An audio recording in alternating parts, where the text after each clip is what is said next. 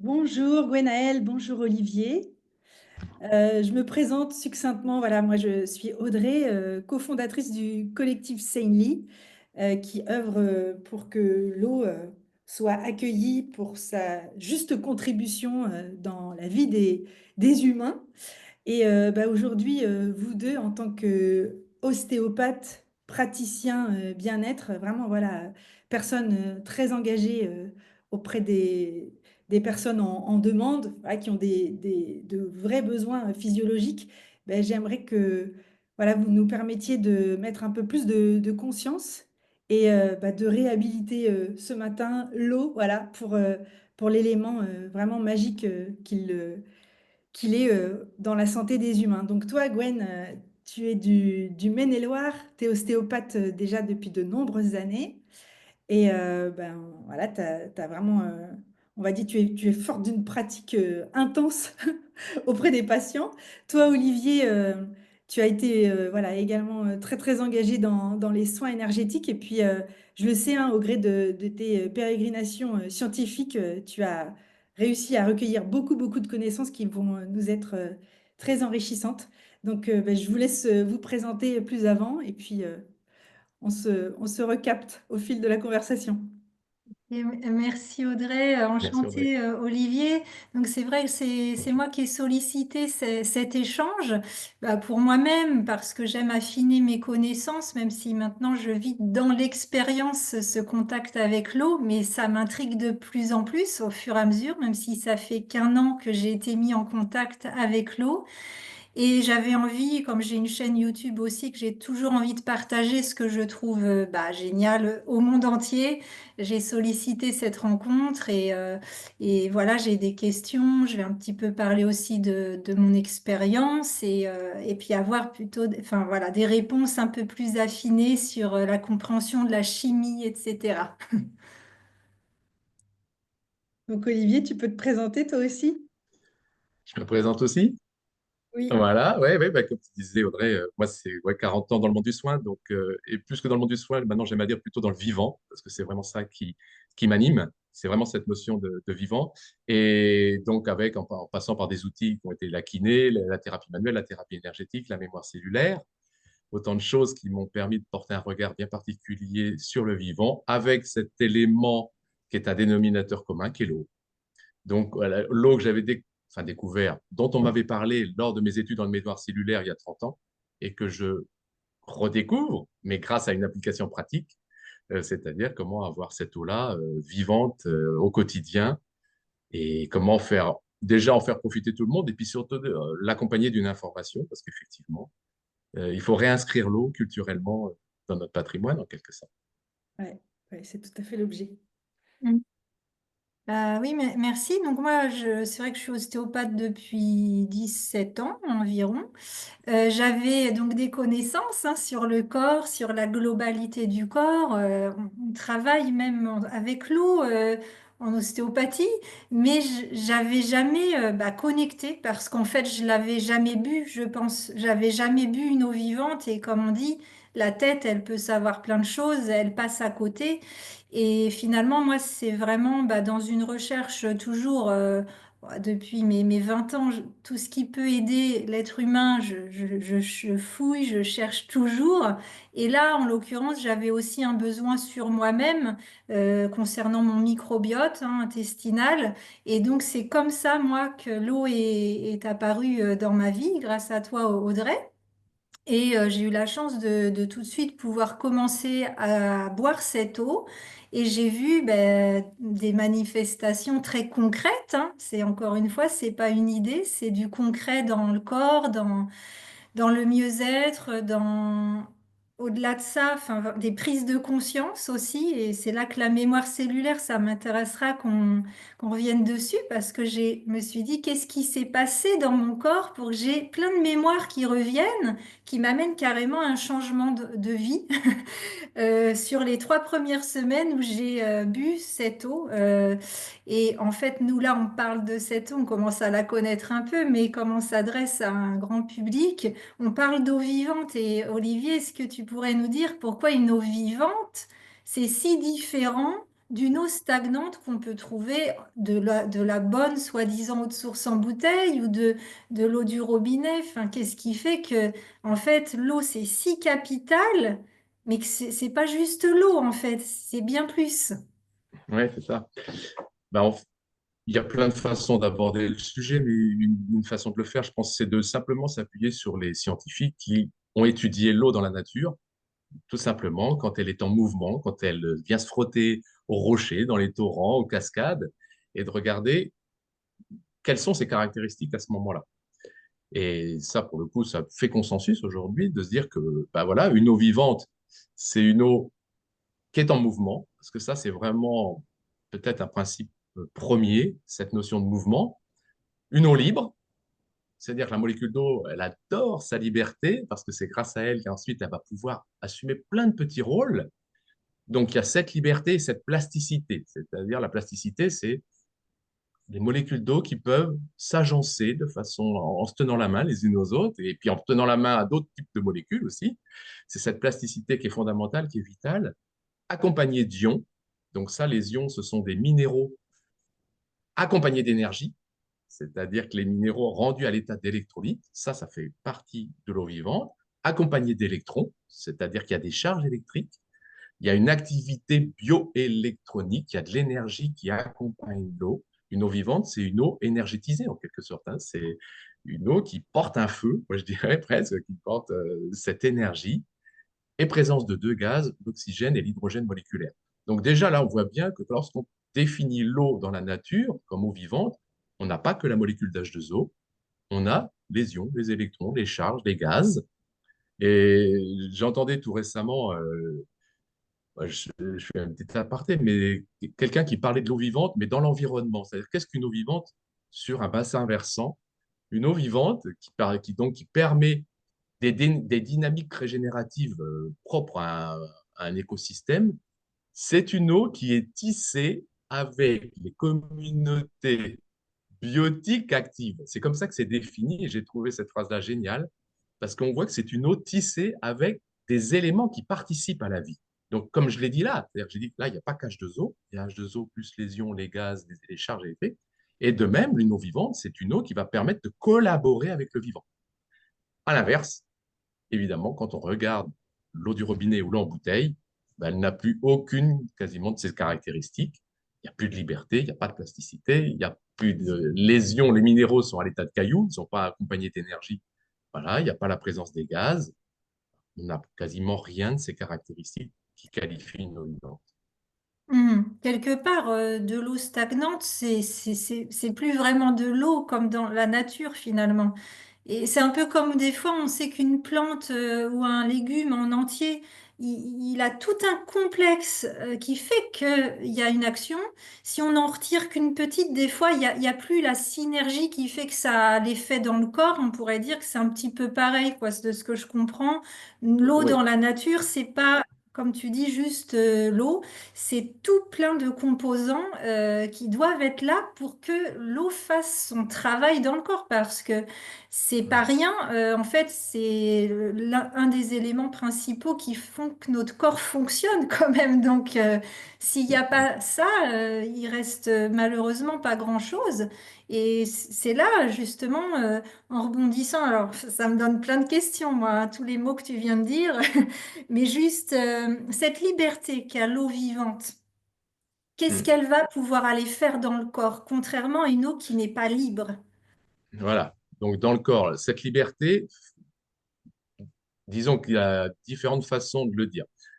La liberté moléculaire fait encore une fois que l'eau va pouvoir s'agencer de plein de façons différentes. Quand je dis l'eau, c'est quelques molécules d'eau qui vont travailler ensemble. Et au minimum, déjà, le premier aspect qu'elle va pouvoir prendre, cette eau, c'est un peu un aspect de serpent. Les molécules vont pouvoir se mettre à la queue leu pour pouvoir rentrer jusqu'au cœur de nos cellules. Parce que donc, un des premiers rôles de l'eau, comme on en est fait, on constitué à 95% nombre de molécules, c'est de nous hydrater. C'est au moins faire en sorte qu'on a bien tout ce capital d'eau et qu'on va le renouveler. Et donc, cette liberté moléculaire de l'eau va permettre, encore une fois, de s'agencer comme un serpent et de pouvoir s'immiscer partout. Donc ça, c'est son premier rôle. Puis ensuite, D'autres formes que l'eau va prendre, c'est notamment la forme hexagonale, c'est-à-dire le fait que 6 molécules d'eau vont s'associer pour prendre en charge le vivant, pour prendre en charge toutes les choses dont on a besoin. Ce qu'on peut nommer aussi un peu l'activité colloïdale de l'eau, c'est le fait que l'eau a ce génie de s'agencer dans l'espace sous forme spatiale très différente pour la mise à disposition du vivant. Ce qu'on va appeler aussi l'activité colloïdale de l'eau, c'est à la fois une mise à disposition du vivant et une organisation du vivant dans l'espace. Et dans notre corps, tout est organisé de cette façon-là. Le vivant est organisé de façon colloïdale, cristalline, et l'eau est vraiment l'élément. L'hydratation, c'est ça aussi. L'hydratation, c'est outre le fait d'avoir son capital d'eau préservé et renouvelé, c'est le fait aussi de mouiller, entre guillemets, tout le vivant. C'est-à-dire comment je vais l'hydrater, le mettre à disposition, l'organiser dans l'espace, parce que c'est tout ça qui caractérise le vivant. Et donc, dans notre corps, c'est juste fondamental, que ça soit pour des choses structurelles, bien évidemment, mais aussi énergétique et informationnel. On va vraiment retrouver le triptyque du vivant, matière, énergie, information, triptyque dans lequel l'eau participe à 100% grâce à cette liberté et cette plasticité.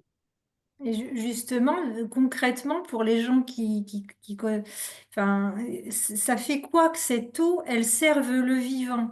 Alors, ça nous hydrate. Enfin, alors moi, j'avais un cas concret, c'est que quand j'ai commencé à boire cette eau, au bout de 5 6 jours, je me disais, ah, j'ai les cheveux doux, c'est marrant. Puis après, je me suis aperçue, ben non, c'était mes mains, en fait, qui étaient douces. Et ça, je l'ai jamais perdu. Et je le ressens qu'effectivement, cette eau, elle passe les muqueuses dans la bouche, et Mhm. très vite, elle est jusqu'au bout de mes doigts, et que ça n'avait jamais été le cas, quoi. Donc je me dis, ok, bon, bah c'est bien, j'ai les mains douces, mais c'est pas ça qui m'intéresse vraiment. Ça veut dire quoi que j'ai les mains douces? Ça veut dire il y a de l'oxygène, il se passe quoi en fait? Et ça, à l'image de tout le corps. Oui, c'est ça. C'est-à-dire que l'eau est vraiment le dénominateur commun du bon fonctionnement, des processus de régénération, d'autorégulation, qui sont vraiment deux maîtres mots aussi du vivant. Tout est affaire d'autorégulation, tout est complexe dans notre corps, tout est affaire d'échange. Il y a une complexité telle que ça nous échappe. Par contre, il faut donner vraiment le bon carburant pour que ça se passe bien. Et tout est affaire aussi d'équilibre et de régénération. Et de régénération. La régénération, aujourd'hui, c'est marrant, on parle d'hydrologie régénérative dans l'environnement, on parle d'énergie régénérative et on parle maintenant même de médecine régénérative. Donc, c'est vraiment fondamental. Et l'eau est vraiment l'élément fondamental pour ça. Donc, effectivement, à partir du moment où on boit cette eau-là, tous nos métabolismes retrouvent le meilleur des carburants. On ne soupçonne pas à quel point, en fait, il faudrait penser à l'inverse, se dire, si j'ai pas ça, on ne soupçonne pas à quel point nos métabolismes se dérèglent progressivement. Ces processus d'autorégulation dysfonctionnent tout doucement dans le temps, nous amenant bien souvent, et c'est avéré maintenant, à une sénescence, c'est-à-dire un vieillissement cellulaire de plus en plus précoce, à des dérèglements, à des métabolismes qui marchent de moins en moins bien. À l'inverse, c'est comme si on changeait de dynamique, on ramène cette eau-là à l'organisme, et là, paf, la dynamique s'inverse, et on se dit, punaise, mais en fait, je pourrais aller nettement mieux. On ne soupçonnait pas qu'en fait, Ouais, au c'est fil du vraiment ça. temps, C'est la base de l'autorégulation qui nous est chère en ostéopathie. Comme on dit, on ne soigne rien, on ne fait rien, on est le point d'appui pour que le corps arrive avec l'homéostasie à s'autoréguler. Et l'eau, en fait, est quelque part en ostéopathie, sans le savoir, on est le point d'appui sûrement pour qu'il y ait des mouvements aussi d'eau et de régénération. Et donc l'eau, on pourrait un peu dire, c'est comme s'il n'y a pas d'essence dans la voiture, on va forcer, on va la pousser. Mais il manque l'essentiel, quoi. C'est pas tout à en fait. bidouillant des petits trucs que ça va rouler, quoi. Et là, ça Tout à fait. redonne la base. Enfin, moi, j'ai vraiment eu l'impression, comme une fleur qui a plus d'eau, qui est comme ça. On lui remet de l'eau le soir, elle est comme ça, et on n'a rien fait de plus que de lui redonner de l'eau. Et moi, je ressens ça sur notre corps, et je l'ai vu aussi C'est sur mon ça. chien, sur une plante que j'ai. Et oui, ça permet, en fait, tout ce qu'il y a de base élémentaire, ça donne au corps cette base pour faire ses fonctions élémentaires, mais qui sont essentielles, quoi. C'est pour ça que j'appelle ça moi, le facteur X de la vie et de la santé. C'est vraiment le facteur qui change tout. Vraiment le Ouais, facteur X, quoi. ouais. Ouais, c'est impressionnant. Et alors du coup, le lien avec l'hydrogène, parce qu'on connaît les thérapies à l'hydrogène, c'est le docteur Ilyes Bagli qui parlait aussi des thérapies qu'on peut inspirer, mais que l'eau est le meilleur vecteur. Mais c'est quoi alors cette fonction de l'hydrogène là? C'est Alors, concrètement. il y en a plusieurs. Il faut savoir que l'hydrogène moléculaire, aujourd'hui, c'est un des éléments qui fait l'objet de le plus d'études. Je crois qu'on en est à 1400 études répertoriées. Enfin, c'est juste énorme. C'est juste énorme. Et effectivement, notamment dans le domaine de la santé, on va dire, on s'est aperçu que cette petite molécule H2, donc ce gaz, hein, si on parle de l'hydrogène moléculaire, cette petite molécule H2 a énormément de vertus dans le corps. Une des premières vertus qui est fondamentale parce que justement, elle participe à restaurer ou à préserver la vie dans l'organisme. La vie, l'existence, elle s'accompagne d'un processus d'oxydation. L'oxydation est un process qui est normal. Nos métabolismes produisent des déchets, c'est normal qu'il y ait de l'oxydation, sauf qu'il faut lui donner une issue à cette oxydation. Et donc, c'est vraiment, aujourd'hui, ça fait l'objet de, là aussi, de nombreux articles. C'est une évidence et en biologie et en médecine qu'il faille donner une issue à cette oxydation, parce qu'elle fait le lit de toute problématique. Et là, l'hydrogène moléculaire a toute son importance, parce que c'est vraiment un neutraliseur de radicaux libres, en quelque sorte, hein, c'est-à-dire, grâce à cet apport d'H2, c'est un antioxydant hyper puissant, et c'est la plus petite des molécules antioxydantes, donc ça aussi, c'est génial, parce qu'elle va vraiment pouvoir s'immiscer dans tous nos tissus, dans tous nos organes, et notamment pour le cerveau, parce que là, c'est majeur d'avoir cette molécule-là. Les autres molécules antioxydantes étant trop grosses, sont des macromolécules, que ce soit le Q10, le glutathion, la vitamine C. Donc là, cet hydrogène moléculaire, une de ses premières vertus, elle est fondamentale, encore une fois, parce que c'est un sujet majeur que de réduire l'oxydation. C'est pour ça qu'on appelle ça l'oxydoréduction. C'est le fait de pouvoir contrebalancer un processus oxydatif qui, si on ne le fait pas, va faire le lit de nombreuses choses. Donc ça, c'est vraiment le premier rôle fondamental de l'hydrogène moléculaire.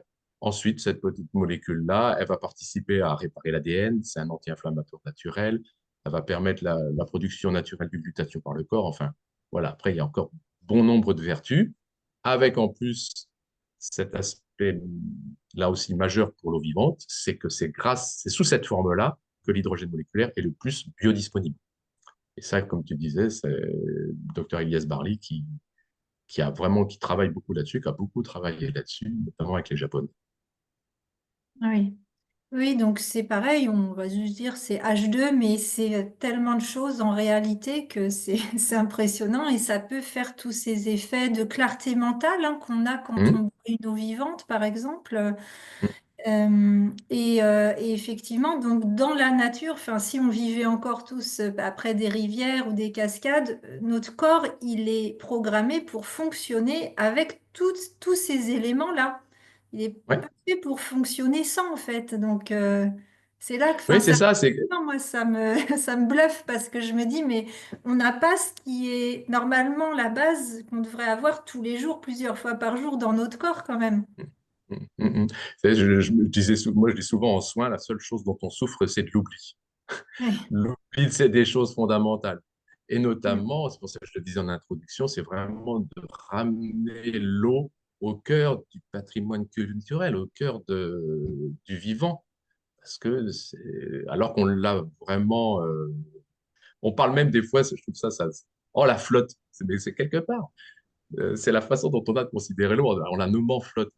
C'est Mm. significatif, alors qu'il faudrait vraiment voilà, la remettre à sa juste place. C'est le cas, hein, parce qu'en fait, ce que nous vivons dans notre environnement extérieur, avec voilà, tout ce qu'on connaît, ça va permettre aussi de participer À la à conscience. voilà, à la reconsidérer à sa juste place.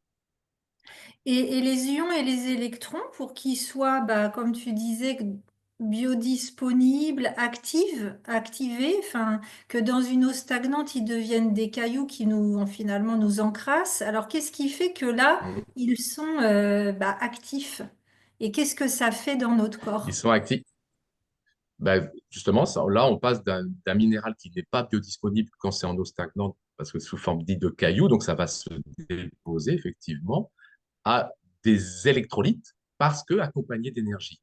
Encore une fois, il faut avoir vraiment la notion beaucoup plus de physique du vivant que de chimie du vivant. Les deux collaborent, mais là, à ce niveau-là, il faut vraiment envisager que l'eau est porteuse d'énergie, elle incarne une énergie et que cette énergie-là, les minéraux vont en bénéficier, c'est-à-dire qu'ils sont là rendus à l'état d'électrolyte, et sous cette forme-là, ils deviennent organiques, ils passent de l'état inorganique à l'état organique, et donc le corps en profite, ils sont rendus biodisponibles, notre corps peut se servir, il n'y a pas du tout de risque de dépôt. Là, du coup, parce que souvent, c'est une crainte qu'on a en se disant, oui, mais si on boit ce type d'eau avec ces minéraux, est-ce que on ne va pas encrasser l'organisme? Non, parce qu'en fait, ils sont biodisponibles et ils sont présentés sous forme colloïdale, encore une fois, c'est-à-dire accompagnés de mouvements. Et ça change tout. C'est-à-dire que le corps, à ce moment-là, va vraiment pouvoir se servir de ce dont il a besoin. Le reste va transiter, va être absorbé à la fois au niveau des intestins, enfin éliminé au niveau des intestins et du rein, sans risque d'encrassement du corps. Mhm. Et c'est vrai que là, en tant qu'ostéopathe, moi-même, je me suis dit finalement, travailler sur des corps qui n'ont pas en eux de l'eau, c'est comme enfin, vouloir tirer la voiture, quoi. Et se fatiguer, c'est donner de quoi, enfin, au maximum de points d'appui au corps, mais sans qu'il puisse vraiment, en fait, malgré lui, faire les choses, quoi. Est-ce que Ouais, toi, ouais. tu as pu justement voir la différence quand tu travailles sur un corps qui reçoit une eau vivante d'un corps qui n'en reçoit pas? Oui, oui. Bien sûr que c'est très vite objectivable. On peut même le sentir. Alors peut-être à la fois au niveau ostéo, euh, structurel, facial, et voilà. Et ensuite, dès qu'on bascule aussi sur la composante énergétique de l'appréhension du vivant, où là vraiment, il y a une conduction énergétique qui est beaucoup plus rapide. Et ça, on pourrait l'expliquer. Il y a plein de façons de le dire. Hein. C'est que ça soit sur un point d'acupuncture, le long d'un méridien, sur une zone shiatsu, enfin, quel que soit même les cartographies qu'on va utiliser, l'eau étant présente en permanence à ce niveau-là, eau vivante, là pour le coup je parle, là la transmission énergétique se fait beaucoup plus rapidement. Ça c'est sûr. Ouais. Et comme tu dis, après au niveau ostéo, c'est comme si là d'un seul coup on remettait de l'huile dans les rouages, quoi. C'est-à-dire que et donc ça va nettement mieux. Puis sans même parler de soins, c'est des témoignages qu'on a au quotidien de personnes qui boivent cette eau-là et qui témoignent du confort articulaire, ne serait-ce qu'articulaire, puis à tout niveau, hein, mais Mm. ne serait-ce articulairement, le confort retrouvé, quoi. Oui, tout à fait. Bah, moi, c'est vrai que avant que je boive l'eau, je faisais plus de sport parce que j'avais eu des problèmes intestinaux qui m'avaient tout rouillé. Je sais pas. Quand j'ai bu l'eau, bah, je me suis sentie à nouveau, ouais, huilée. Et de là, bah, après, ça a été un cercle vertueux parce que j'ai repris le footing, j'ai repris la petite gym tonique, les petits mouvements abdos-fessiers, des trucs tout bêtes, mais que je ne faisais plus du tout. Et qu'au début, je me suis dit, est-ce que mon corps, il sait encore faire ça? Et puis, en fait, bah oui. Et l'eau m'a aidé à redonner une base pour après, moi-même, une fois qu'on a l'essence, on peut nous-mêmes aller redonner de l'énergie aussi et faire les actions qui vont nous faire du bien. Malgré que moi, l'eau m'a aussi beaucoup apporté à identifier mon besoin de repos et d'accepter de me poser, comme si sortir un peu de l'état de survie. J'imagine qu'en manque Mm. d'eau, on est en survie en fait.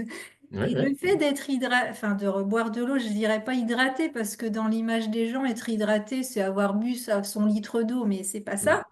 Mais avoir cette eau m'a permis de ressentir vraiment mes besoins d'être déjà au calme et d'entretenir ce calme en fait.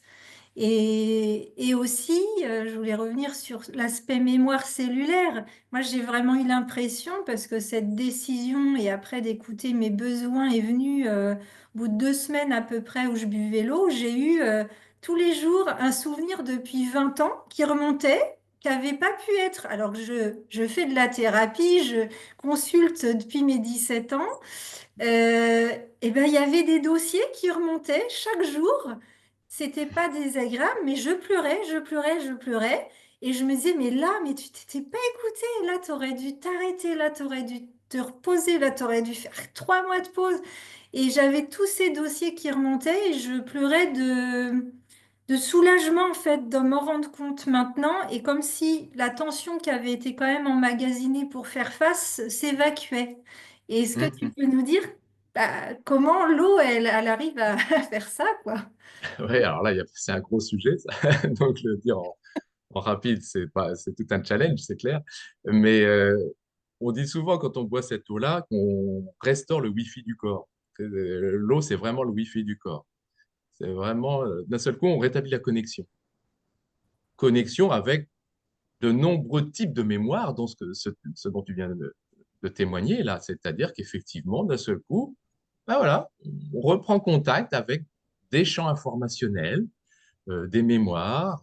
On va recontacter aussi, là, je présente le spectre un peu, de façon très large, mais on va aussi reprendre contact avec le champ dit informationnel, c'est-à-dire le vide quantique, la conscience aussi.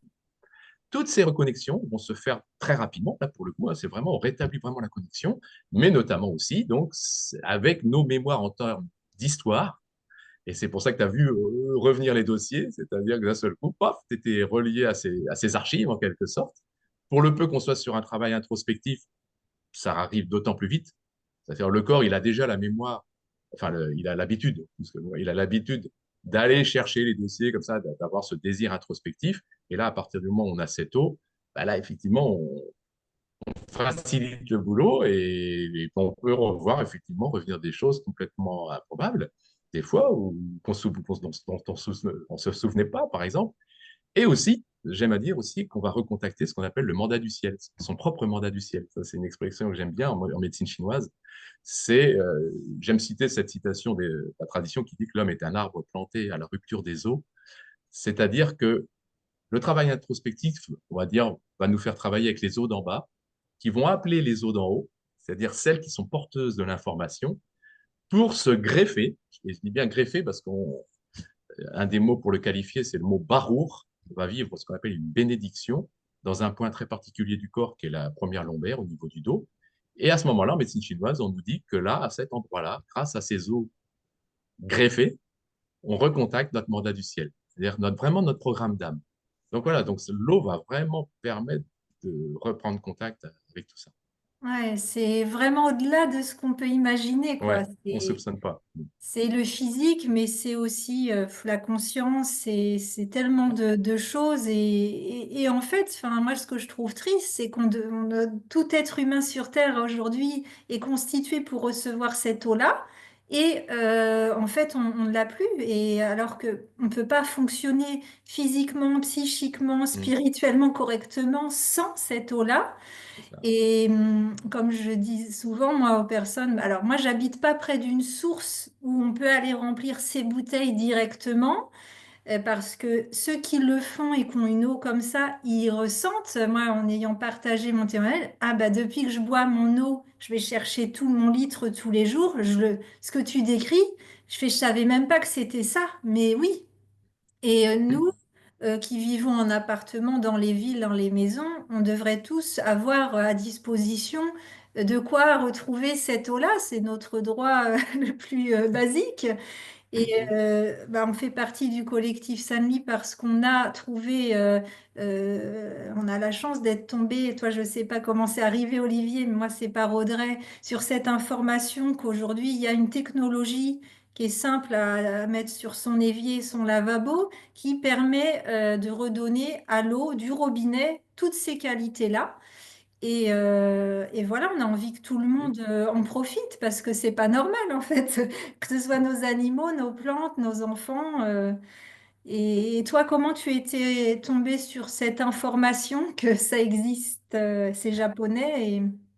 Eh ben, c'est toujours le fameux hasard qui n'en est pas un voilà, qui nous fait un petit croc en jambe à un moment pour dire, c'est une amie qui nous dit, tiens, il y a quelqu'un qui fait une conférence sur l'eau, est-ce que vous voulez y aller? Bah, on s'est dit, ouais, ok, on y va.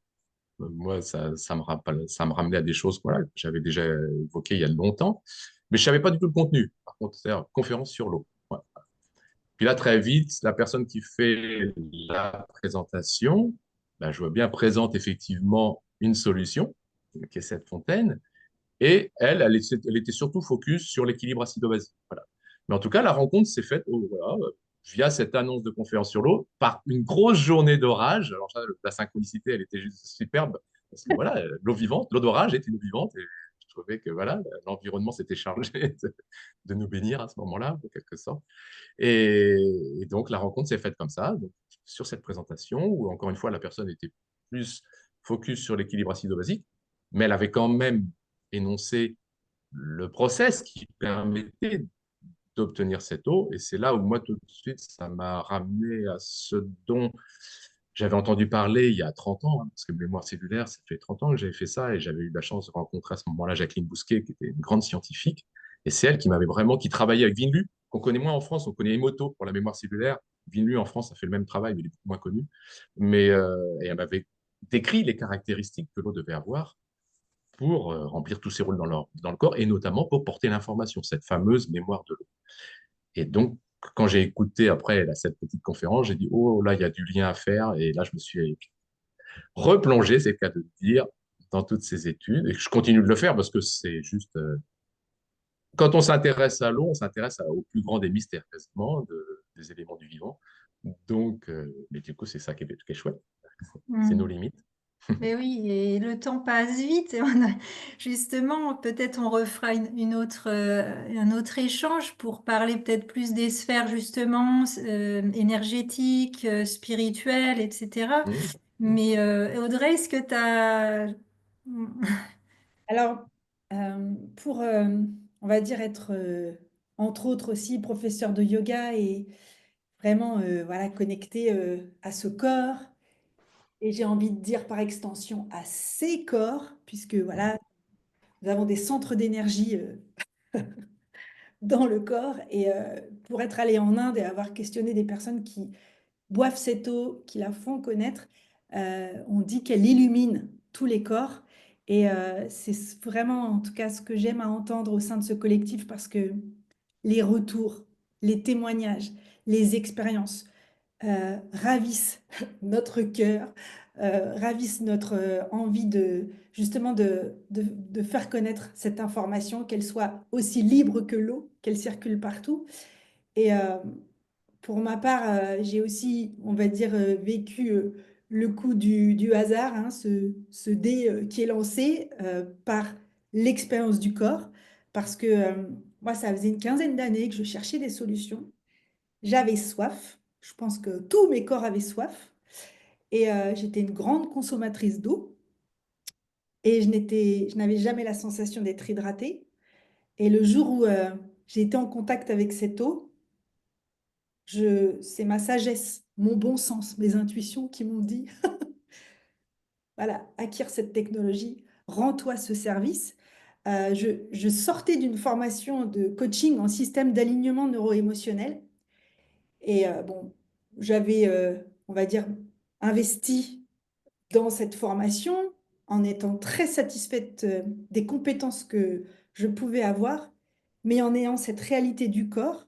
Je pense, Gwenaëlle, j'étais comme toi. J'étais surmenée depuis de nombreuses années, et j'avais la préscience de l'outil, et je me disais, wow, ce corps, il est épuisé. Qu'est-ce que je peux lui encore lui demander comme changement? C'est pas possible, c'est pas possible. Je pense que j'étais en figement. Voilà, je me regardais, je me disais, on va pas en rajouter. Et avec cette eau, comme toi, j'ai vécu vraiment une reconnexion à mes besoins. J'ai pu apaiser ce mental. J'étais en plein divorce. J'ai pu pleurer. J'ai pu apprécier l'écoute fine aussi des besoins physiologiques. Parce que dans cette vie trépidante, bah, bien souvent, voilà, c'est le mental qui drive, hein, parce qu'on en a besoin de ce cher mental. Sauf que bah, il n'est pas le meilleur maître, hein. Et vraiment de pouvoir recouvrer peu à peu, gentiment, tranquillement. C'est ce que j'aime aussi avec l'eau. Elle nous apporte tellement de douceur qu'on a vraiment envie de s'introspecter. On a envie d'aller à la découverte de nous. Et quand Olivier, tu parles du mandat du ciel, oui, c'est tellement évident. C'est tellement évident. Enfin, on le sait, on est entouré de personnes qui nous parlent de magie, vraiment d'aller offrir notre meilleur leadership, hein, j'ai envie de dire le meilleur de nous au monde. Et on a besoin de cette eau pour le faire. Oui, tout est possible. Tout est possible avec notre meilleur allié. Donc, vraiment. merci à vous de nous offrir ces partages parce que c'est bon aussi de connaître le fonctionnement de, comme on le dit, cette magnifique biomachine. Voilà. Et bah, sans vous, on peut avoir des sensations, on peut avoir voilà, des révélations, je dirais, corporelles. Euh, En revanche, avec en plus toute la magie des explications, merci infiniment parce que vous apportez de précieuses pierres à l'édifice de la santé. Merci infiniment. Avec plaisir. Et Merci. suite au prochain épisode, parce que avec voilà, vos sensibilités et votre envie voilà, de partager cette richesse, bah, on va en découvrir beaucoup. Merci infiniment, les amis. Oui. Merci Olivier, merci Merci. Audrey. Merci, Gwen. Merci, Et à Aude. une prochaine, à un prochain épisode. Voilà, une prochaine. À Avec bientôt. plaisir.